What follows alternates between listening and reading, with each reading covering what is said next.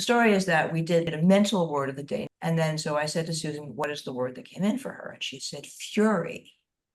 And I said, great. What else comes in? And she said, I have an image of someone stealing money from the church plate, even though I'm Jewish. You know, in right when you get the collection plate is what I mean to say. And then I asked her, and she said, I have an image of someone yanking a dog on a leash and just, wanting to. And I said, well, that's great. You can stop there. We have enough. What do you think is going on? And she said, I feel that he is robbing my children. The collection plate, right? And I said, that's a pretty good metaphor. And she said, I feel that he's being abusive. At that point, her energy changed. Now remember, this was this is a thing that would get you very upset. So she was pretty upset. And suddenly there was this calm. And I said, well, great. She said, I don't know. What did you do? I feel so much better.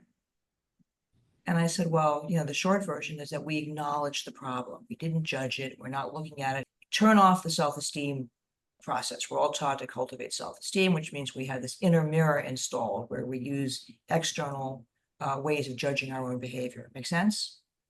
Okay, it will destroy us. So the idea is we go click and we go into self-acknowledgement. Self-acknowledgement is, okay, I'm having what I think is an inappropriate reaction. Instead of being upset and oh, I'm angry.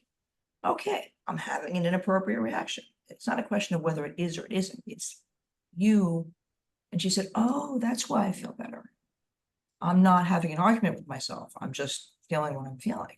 I'm going to share that with you. That's the key. She was not having an inner argument. You get it? So in that moment, her mind was quiet.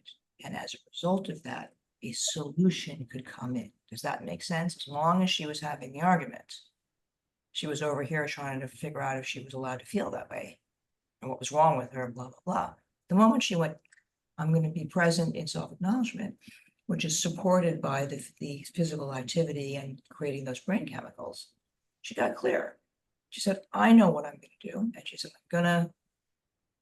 I think there's a way for me to make sure he doesn't lose his medical insurance. I don't know what the details were, but what came in for her was that the real concern beyond her shock and horror and how she felt about the situation was that she was helpless. She couldn't do anything about it.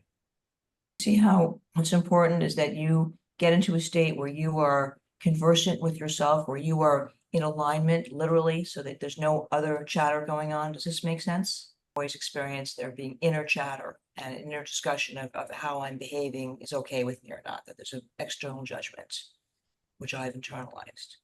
And so at that point, it's not that the situation got any better, if that makes sense. It's important.